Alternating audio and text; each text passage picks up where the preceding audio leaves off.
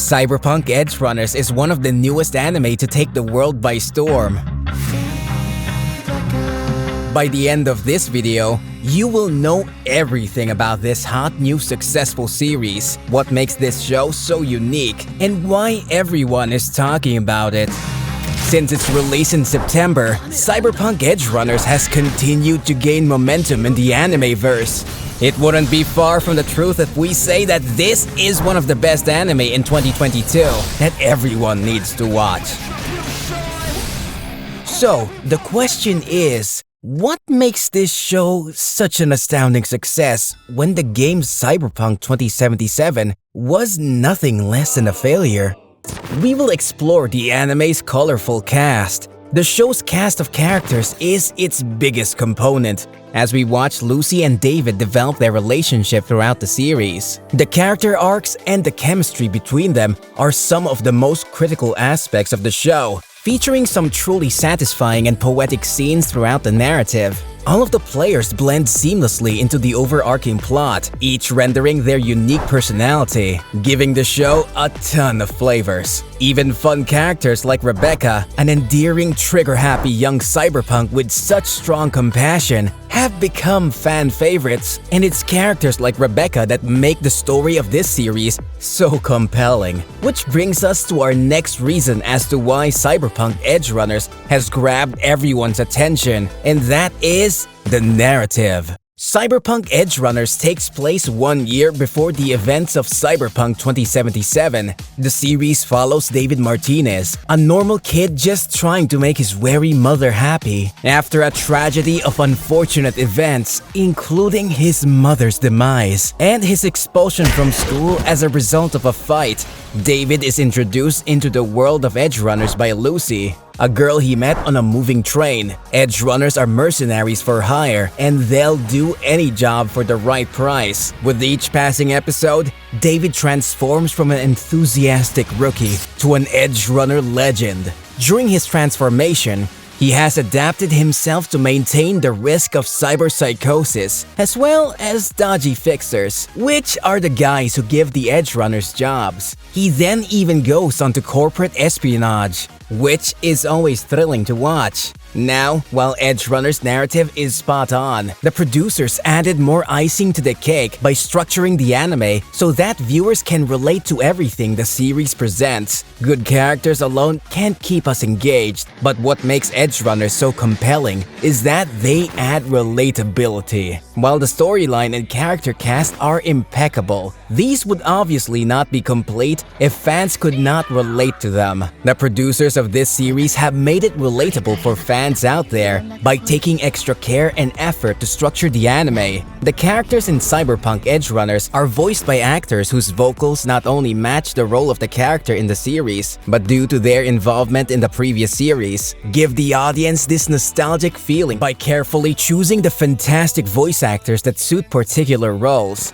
David, for instance, is voiced by Zach Aguilar, the same person who voices Tanjiro from Demon Slayer. Lucy is voiced by Emmy Lowe, an American voice actress who also features in Demon Slayer and other series such as Tag Top Destiny as Destiny. Rebecca is played by Tomoyo Kurosawa, featured in One Piece, with major voice acting roles as Itsuki Inobuzaki in the anime series Yuki Yuna is a Hero. Additionally, she has also been featured in Arknights as Amiya Sound and in Euphonium as Komiko Omae. With all these exceptional voices, the show can give life to its characters and make them even more relatable to the viewers, and we're getting to the realism presented in the series. One of the most significant reasons why Edgerunners has captured everyone's attention is its scenic and gorgeous views. Night City was already a stunning background in the game, and you'll continue to experience this throughout the series. As a realistic town in a high-tech world, the anime feels just as incredible through each passing scene.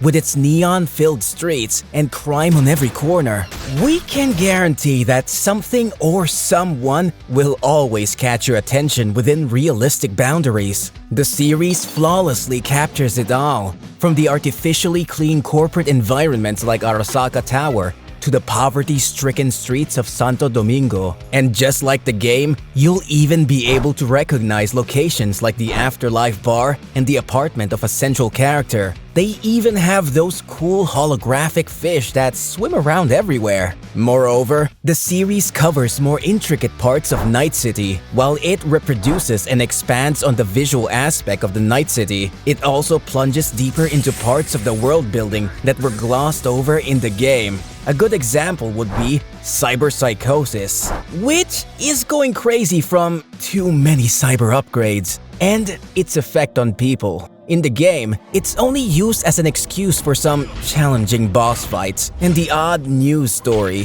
which was a bit disappointing. Particularly, seeing how life-threatening they made the condition out to be in the series. For it just primarily to be looked over in the game was underwhelming to say the least.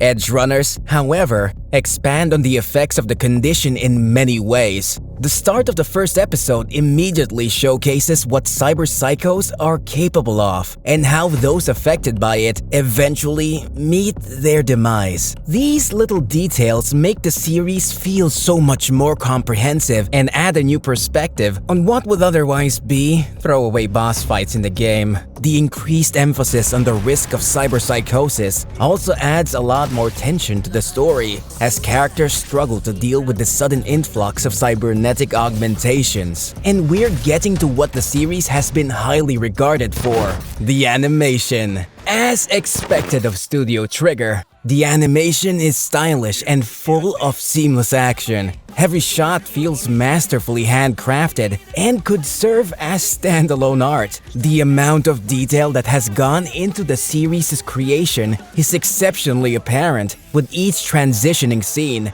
making the whole experience aesthetically pleasing to the eyes. In particular, the gore and violence are animated flawlessly, with the right mix of bloody action, weapon play, and cybernetics. Then, there's the tonal choices that intensify many of the more emotional and action-packed sequences.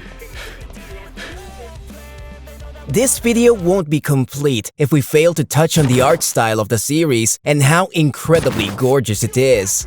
It comes as no surprise though, seeing as it was created by Studio Trigger, who've produced classics like Kill la Kill, Little Witch Academia, and Darling in the Franxx. The show was always going to look good from an animation point of view, with Trigger pulling out all the stops with the action set pieces, and especially the gore.